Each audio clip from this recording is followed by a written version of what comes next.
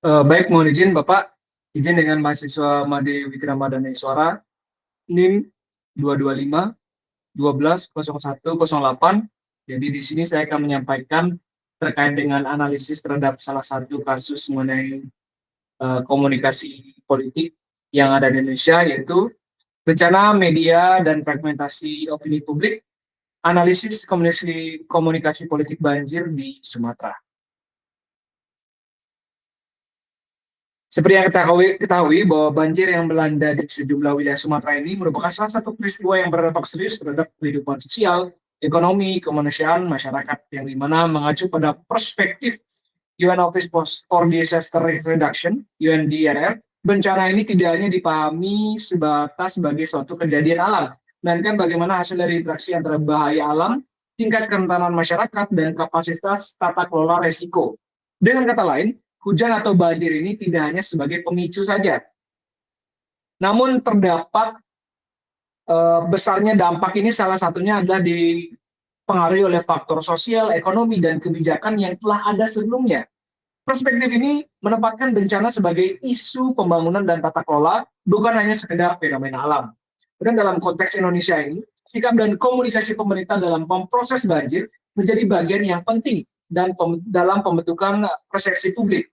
Dari mana media arus utama sering membingkai banjir sebagai bencana alam akibat curah tinggi atau cuaca ekstrim, sehingga fokus komunikasi publik ini diarahkan pada penanganan darurat dan distribusi bantuan. Namun, pendekatan seperti ini itu ternyata sejalan dengan kritik yang disampaikan Smith 2006, ini mana dalam bukunya There is no such thing as natural disaster, yang menegaskan bahwa bencana ini tidak selalu memiliki dimensi sosial politik. Namun, kebijakan tata ruang, alih fungsi lahan, perizinan industri, serta lemahnya mitigasi dan pengawasan negara itu berpotensi mengaburkan, sehingga dari adanya hal tersebut itu framing bencana alam ini berpotensi mengaburkan tanggung jawab struktural dan mengurangi tekanan publik terhadap upaya pencegahan jangka panjang. Kemudian di tengah keterbatasan narasi institusional tersebut, yang dimana media sosial ini yang menjadi ruang alternatif bagi munculnya konten-konten narasi dan aktor negara dalam kondisi bencana, figur-figur seperti Ferry Irwandi itu memanfaatkan media sosial untuk menggalang dan menyuarakan bantuan, sekaligus menyampaikan pesan mengenai transparansi, akuntabilitas, dan tanggung jawab moral.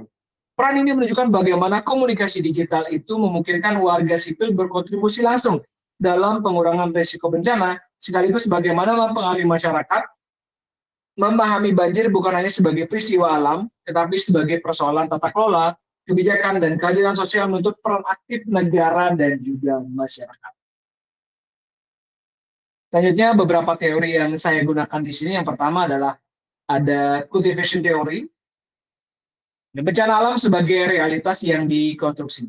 Teori yang dikemukakan oleh Gardner yang menekankan bahwa media, khususnya media arus utama, itu berperan membentuk persepsi publik bagaimana realitas sosial itu melalui paparan pesan yang berulang dan juga konsisten dalam jangka waktu panjang. Memang, media ini tidak bekerja secara langsung untuk mengubah sikap individu, namun secara terus-menerus dia menanamkan bagaimana cara pandang tertentu terhadap dunia sosial ini.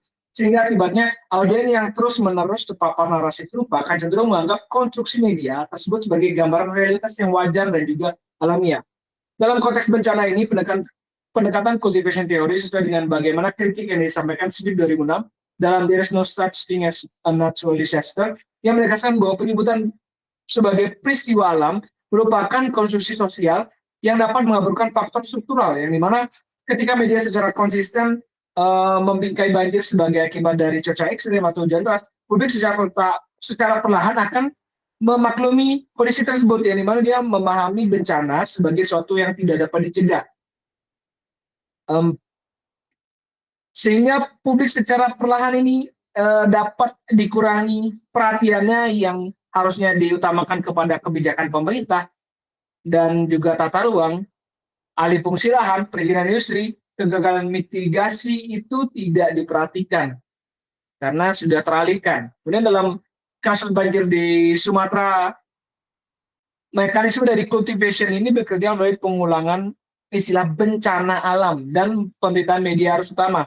Sering waktu publik dapat menginternalisasi pandangan bahwa bencana merupakan kejadian yang di luar tanggung jawab manusia dan juga negara, yang dapat berdampak tentunya terhadap bagaimana respon masyarakat terhadap tuntutan akuntabilitas dari terhadap pemerintah dan juga aktor-aktor ekonomi yang ada di baliknya, yang diakibatkan karena kegagalan kebijakan yang tidak dipersepsikan sebagai faktor utama. Dengan demikian, cultivation theory ini membantu menjelaskan bagaimana framing media berkontribusi dalam menormalisasikan risiko dan juga mengaburkan tanggung jawab daripada pemerintah dalam pengelolaan bencana ini. Yang kedua adalah two-step flow teori dari Terry Rwandi sebagai seorang opinion leader dan juga penggerak partisipasi. Teori yang dikembangkan oleh Paul Sarpan dan Elio Katz yang menjelaskan bahwa pengaruh media itu tidak secara langsung disampaikan kepada masyarakat, namun dimediasi oleh seorang opinion leader yang mempengaruhi dan juga memiliki pengaruh di suatu community. Peran dari opinion leader ini, selain dapat menafsirkan pesan media, dia juga menyerahkan informasi yang kompleks, sehingga ketika disampaikan kembali kepada masyarakat, masyarakat akan mudah menerima. Karena kenapa? Karena biasanya terdapat pengaruh interpersonal yang kuat. Karena seorang opinion leader ini biasanya memiliki legitimasi yang kuat di masyarakat dibandingkan dengan informasi yang disampaikan dari media atau institusi formal. Dalam konteks bencana dan komunikasi krisis, temuan ini diperkuat dengan adanya studi tentang trust and credibility dalam komunikasi publik yang menunjukkan bahwa masyarakat itu cenderung mempercayai sumber informasi yang dianggap transparan, konsisten, dan dekat secara emosional. Sesuai dengan KOMS 2007 yang dimana ketika kepercayaan terhadap institusi negara atau media formal rendah, figur non-negara yang memiliki legitimasi sosial dapat mengambil peran strategis dalam membentuk opini dan juga tindakan publik.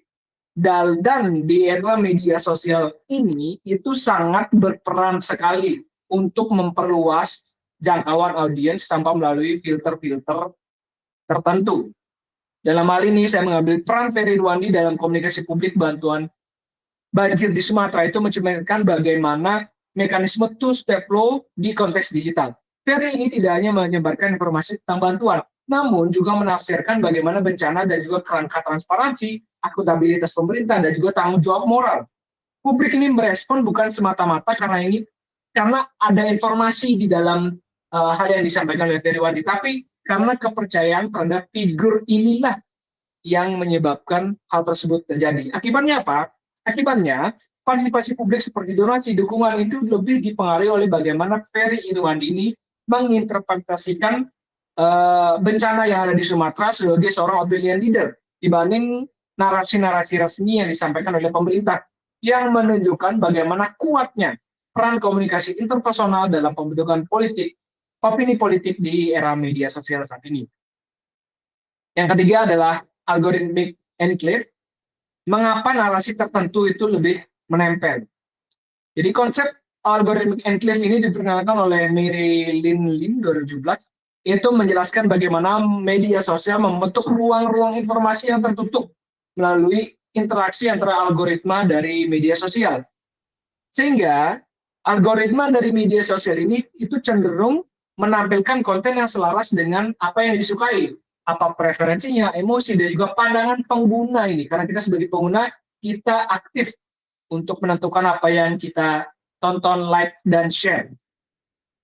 Bagaimana proses ini itu menghasilkan enclave digital, yaitu lingkungan informasi yang cenderung homogen, emosional, dan minim paparan terhadap bagaimana pemahaman atau pandangan alternatif lain. Dalam konteks politik ini, enclave ini memperkuat polarisasi dan mengaburkan dialog rasional di ruang publik.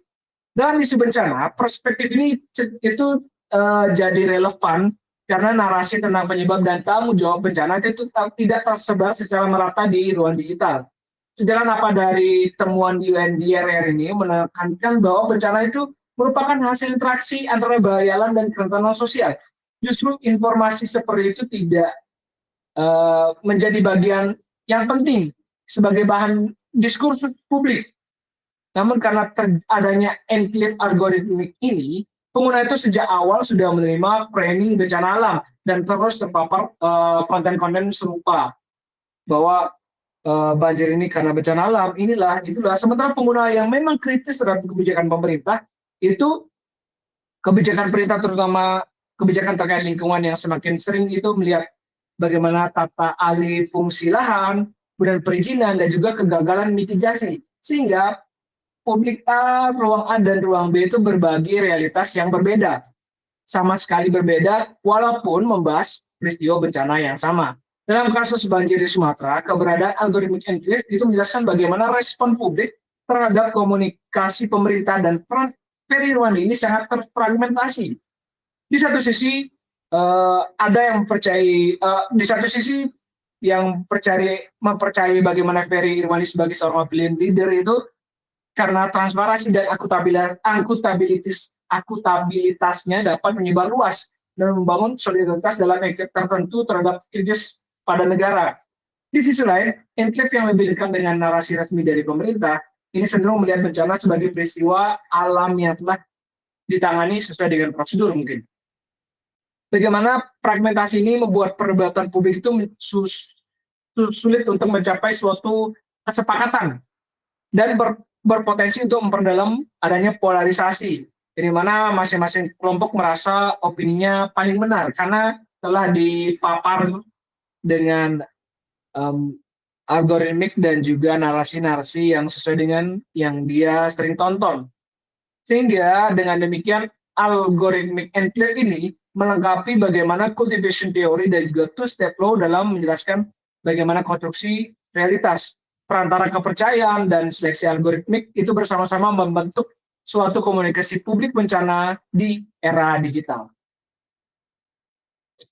Selanjutnya adalah kesimpulan strategis. Jadi dari beberapa teori yang saya sampaikan yaitu yang pertama, analisis banjir di Sumatera itu menunjukkan bahwa komunikasi publik bencana di era digital itu dibentuk oleh interaksi kelompok yang kompleks antara framing media, peran aktor non-negara, dan juga mekanisme algoritma platform media sosial.